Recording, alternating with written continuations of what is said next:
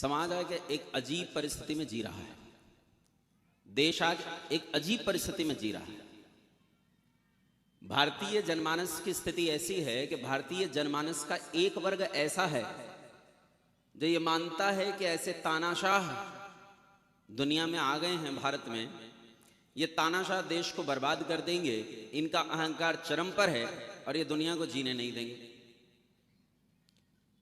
एक और वर्ग है, वो ये मानता है कि वर्तमान में जो राजनीतिक परिप्रेक्ष्य इस देश का चल रहा है, वो राजनीतिक परिप्रेक्ष्य ऐसा हो गया है कि अब मानो सबको मोक्ष हो गया है, अब कुछ करने की आवश्यकता नहीं। दोनों की आंख पर एक मोटी पट्टी बंधी है, दोनों में से कोई भी दूसरे पक्ष को देख नहीं पाता। केवल एक ही पक्ष को देखने से ये काना समाज ऐसे जी रहा है कि ये जिस दीवार पर खड़ा है, निश्चित रूप से इस दीवार के एक ओर उन्नति के महान चरम हैं, लेकिन इसी दीवार के दूसरी ओर एक ऐसी भयंकर काली गहरी खाई है जिसमें गिरा ये देश इस बार तो निकलना लगभग असंभव होगा। दुनिया में ऐसे सामाजिक चरित्र हैं, ऐसे समाज रहे, ऐसे देश रहे, ऐसे भूखंड रहे, ऐसी प्रजाएं रही हैं जिन्होंने 20-20 साल में अपने सदियों के चरित्र को गंवाया है, जिन्होंने 50-50 साल में पूरे पूरे देश को गंवाया है, जिनकी सभ्यताएं मिट गई क्योंकि वो इसी कानी दृष्टि से जीते रहे जिसमें केवल एक पक्ष दिखता है और दूसरा पक्ष हम देखना नहीं चाहते। भारत में इस समय एक बहुत बड़े लीडर हैं, कई सारे हैं बहुत बड़े लीडर। एक बहुत बड़े नेता हैं, मैं भी मानता हूं कि नेता बहुत बड़े हैं, पर मुझे ताज्जुब हुआ, मैंने टीवी पर उन्हें बोलते सुना कि ये देश 5000 साल पुराना, देश की संस्कृति आजकल की नहीं है। वो कहते हैं ये देश बहुत पुराना है और कहते हैं 5000 साल पुराना देश है। वो इस देश की उन्नति के नए अग्रदूत हैं। वो कहते हैं कि देश 5000 साल पुराना है। मैं आसमान से जमीन पर गिर पड़ा। मैं जिन परंपराओं में पला बढ़ा हूं, जिसकी मां की कोख से मैंने जन्म लिया, उस मां ने पैदा होते ही मेरे मुंह में एक चम्मच रखा और मुझे बताया कि एको वृंद षण्णवति कोटयो अष्टौ लक्षाणि त्रिपंचाशत् सहस्राणि चतुर्विंशत्याधिकशत संवत्सरे। मैं जिन परंपराओं में पैदा हुआ वो परंपराएं किसी और गणना की बात करती हैं, और देश के नेता कहते हैं देश कितना पुराना है, 5000 साल पुराना। देश 5000 साल पुराना है, बस 5000 साल पुराना। अगर देश केवल 5000 साल पुराना है तब तो बड़ी समस्या हो जाएगी।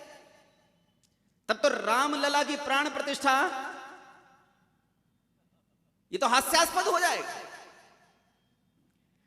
तुम कहते हो देश केवल 5000 साल पुराना है। मैं छोटा था, मेरा धोती कुर्ता देखकर यह मत समझ लेना बेचारा जंगल से आया, उधर पत्ते बांधकर झिंगेलाला करके जीता है। लोग आचार्य जी कह देते तो ऐसा समझा जाता है गुरुकुल से आया, उधर बेचारे नंगे पुंगे रहते होंगे, इन्हें कुछ पता सता नहीं। आधुनिक शिक्षा जो तुम पढ़े हो वो मैं भी पढ़ा। तुमने जो स्कूलिंग करी है वो स्कूलिंग करने के बाद मैं गुरुकुलीय शिक्षा की तरफ मुड़ा, केमिस्ट्री ग्रेजुएट हूं। तुम्हारी एनसीईआरटी की किताबों में जब मैं छोटा था तो मैंने पढ़ा कि सबसे पुरानी सभ्यताओं में से एक सिंधु घाटी की सभ्यता 2800 साल पुरानी है, 2800 साल पुरानी। मैं बड़ा हुआ तो धीरे धीरे पुरातत्वविदों की गणनाएं बदलने लगी। फिर इन्होंने कहा नहीं 2800 साल नहीं, कुछ और चिन्ह मिले हैं, 3800 साल पुरानी सभ्यता है। फिर बड़ा होने लगा तो कहने लगे 6000 साल पुरानी सभ्यता है। और अभी पिछले दिनों राखी गढ़ी के अवशेष मिले हैं और उन राखी गढ़ी के अवशेषों के आधार पर एनसीईआरटी की बुक्स कहती हैं कि 8500 साल पुरानी सभ्यता है ये सिंधु घाटी की सभ्यता। कितने साल पुरानी?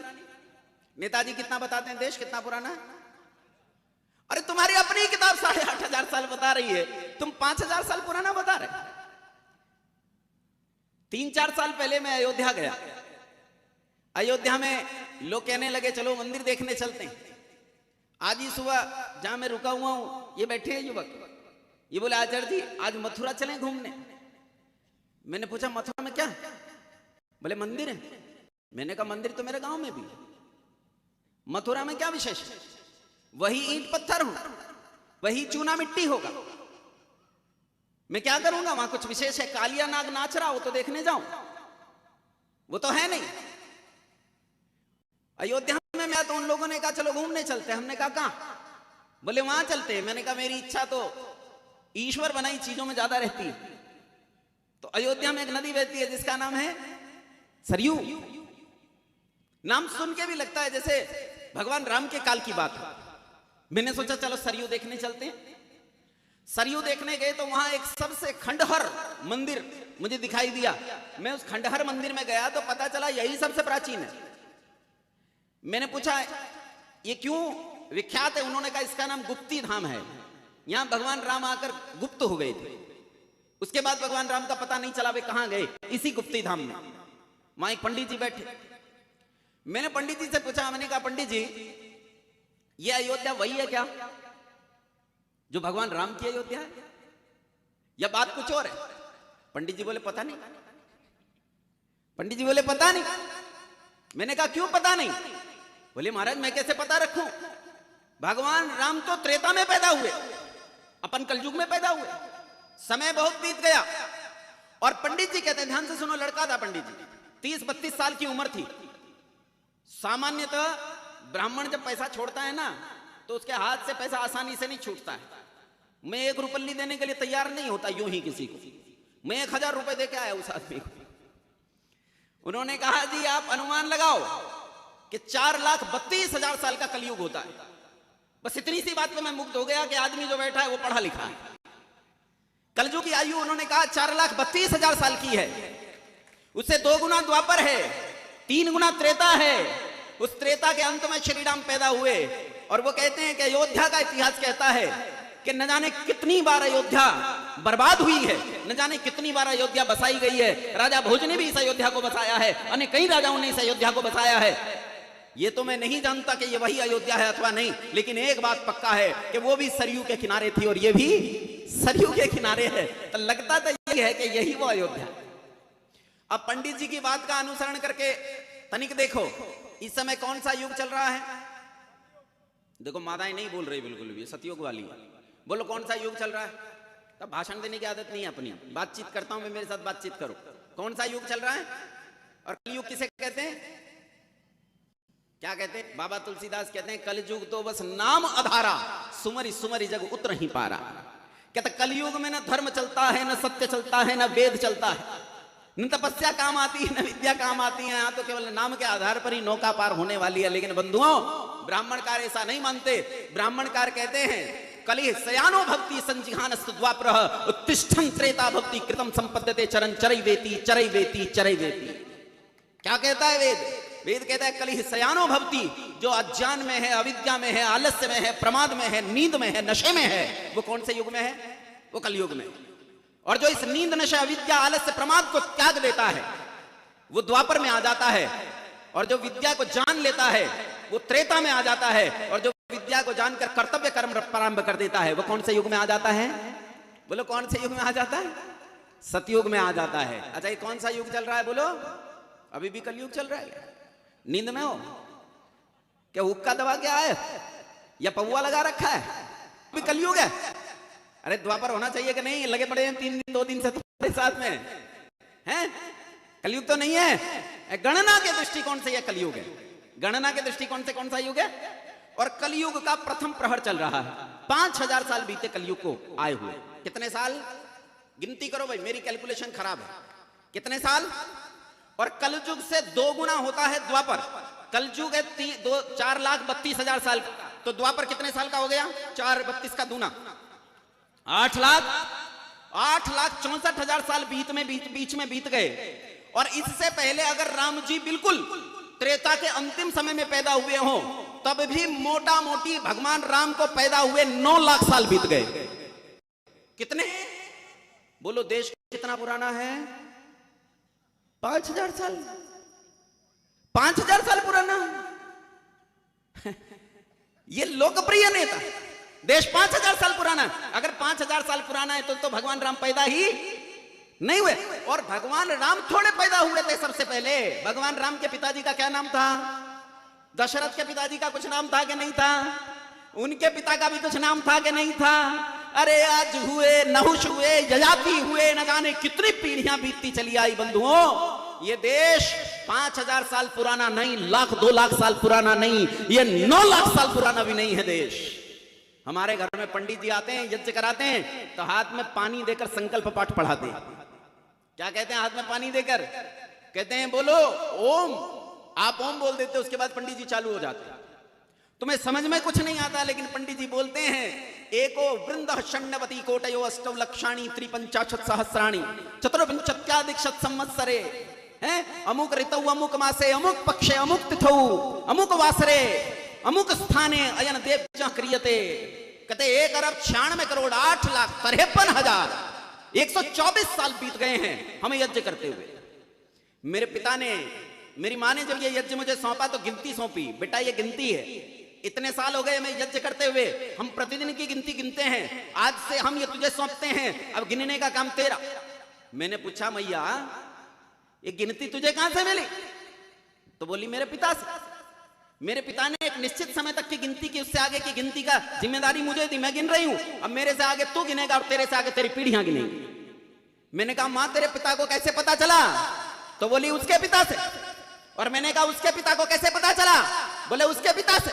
मैंने कहा उसके पिता को कैसे पता चला? तो कहा उसके पिता उसके पिता उसके पिता उसके पिता उसके पिता, और सृष्टि के आदि काल तक चले जाओ। सृष्टि के पहले दिवस से लेकर यज्ञ करते करते आज हमें कितने साल यज्ञ करते हुए हम इस गिनती को गिनते चले आए हैं। संसार के एविडेंस एक्ट का इससे बड़ा एविडेंस दूसरा हो नहीं सकता। कोर्ट कचहरियां साल 2 साल 3 साल लिखी हुई डायरियों को प्रमाण मानती हैं। ये 2 अरब साल पुरानी डायरी है, संसार में से कोई झुठला नहीं सकता, और झुठलाना चाहे तो मूर्ख है। सूरज की ओर थूकने पर कोई सूरज पर थूक नहीं सकता, उसके मुंह पर आकर गिरता है। ये देश 5000 साल पुराना नहीं है, 2 अरब साल पुराना है। जब दुनिया बनी तब से ये देश कितने साल पुराना है? अब दूसरे नेताजी, एक नेता कहता है कि देश 5000 साल पुराना, दूसरा नेता तो बहुत बड़ा है, वो भी प्रधानमंत्री की दौड़ में, अभी बना नहीं है पर उम्मीद गायब है। और लोग कहते हैं उम्मीद पर संसार जिंदा है। इस बार तो कह रहे हैं तख्ता पलट के रख देंगे। उन्होंने तो देश का नाम भी बदल दिया। वो कैम्ब्रिज यूनिवर्सिटी में गए और कैम्ब्रिज यूनिवर्सिटी में जाकर बैठकर कहते हैं कि भारत कोई राष्ट्र नहीं, भारत कोई राष्ट्र नहीं है, ये तो खंड खंड टुकड़े बने हुए राज्यों का संघ है।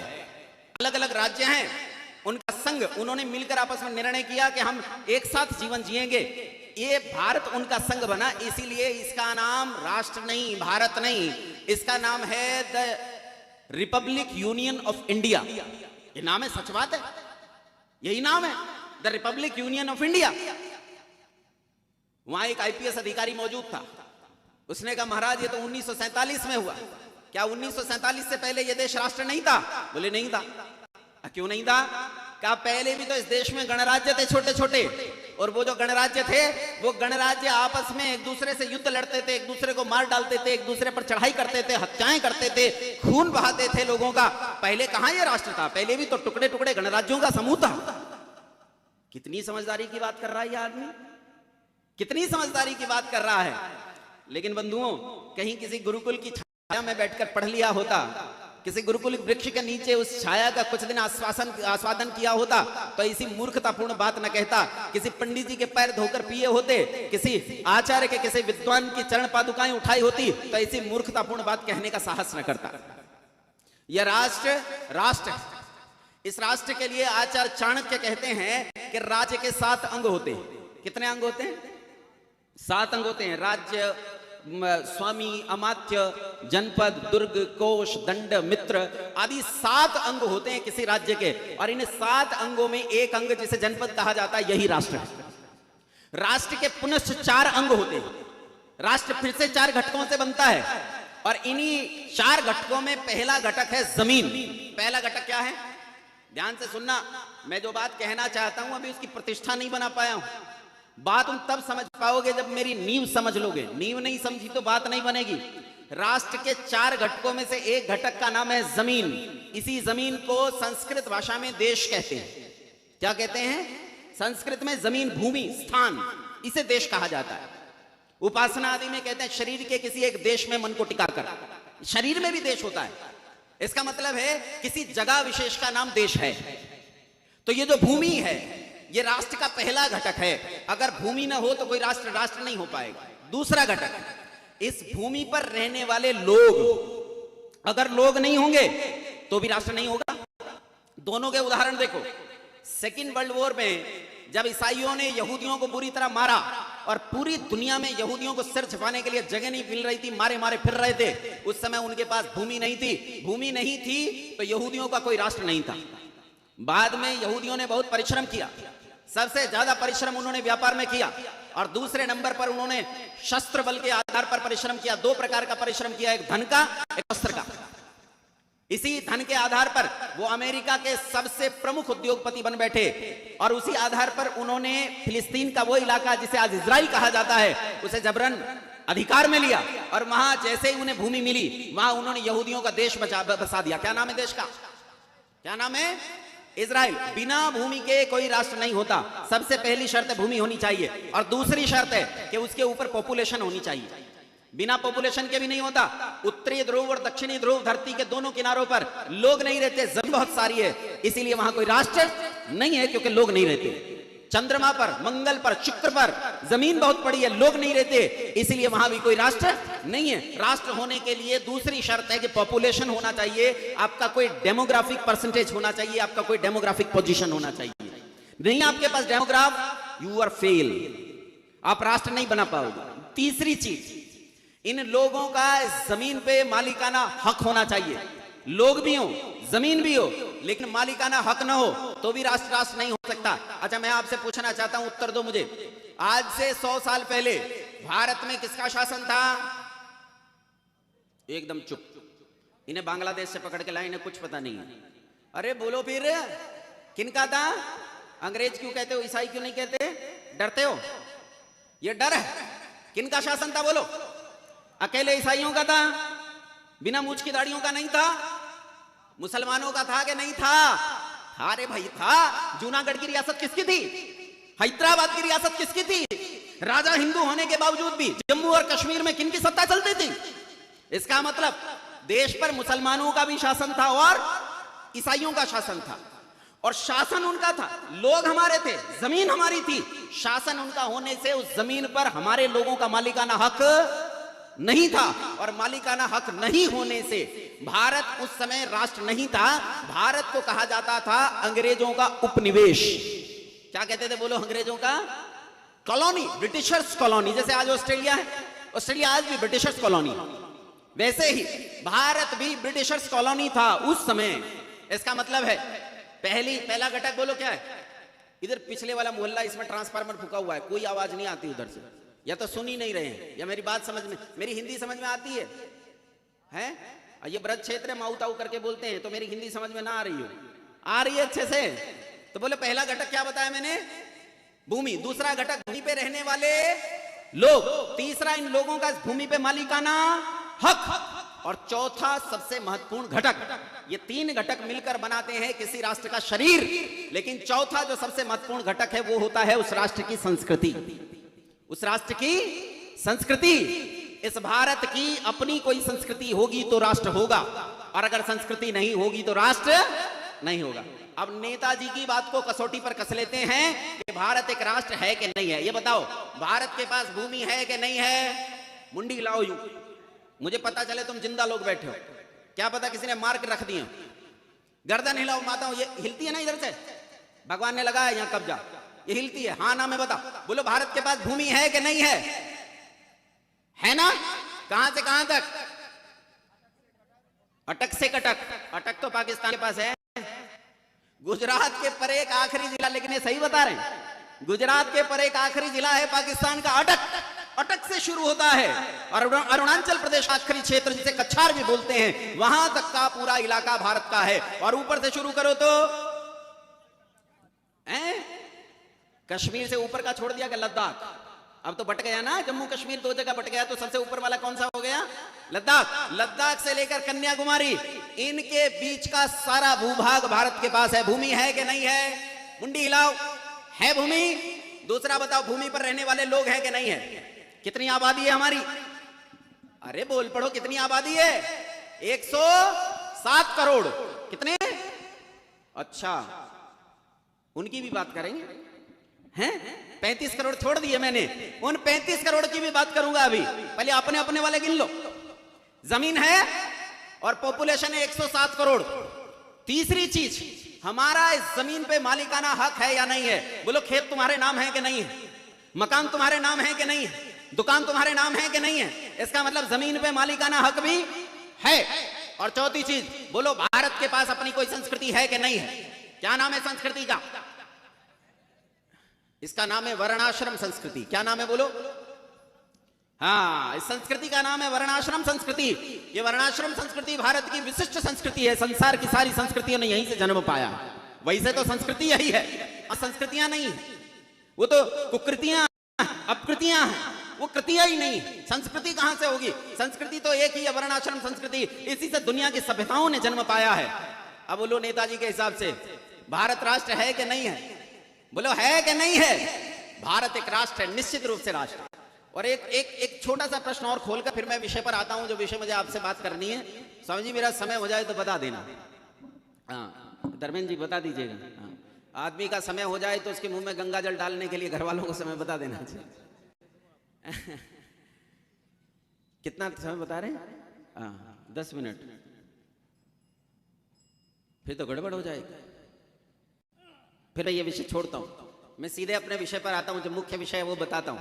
नहीं तो मैं सोचता था कि तुम्हें इंडिया शब्द और भारत शब्द के बारे में भी थोड़ा सा बताऊं, फिर कभी बताएंगे, आज समय नहीं। 4 घटक बताए मैंने देश के। पहला घटक क्या था? भूमि। दूसरा, भूमि पर रहने वाले लोग। और तीसरा, इन लोगों का भूमि पे मालिकाना हक। और चौथा, संस्कृति। आओ देखते हैं ये देश कितना सुरक्षित है। ये 4 घटक इस देश के कितने सुरक्षित हैं। पहले 3 घटक मिलकर बनाते हैं राष्ट्र का शरीर, और चौथा घटक जो संस्कृति है वो होती है उस राष्ट्र की आत्मा। ये चारों चीजें, ये 3 जो शरीर के हैं और एक आत्मा, ये कितने सुरक्षित हैं, इसे जानने का प्रयास करते हैं। देश आजाद हुआ कब?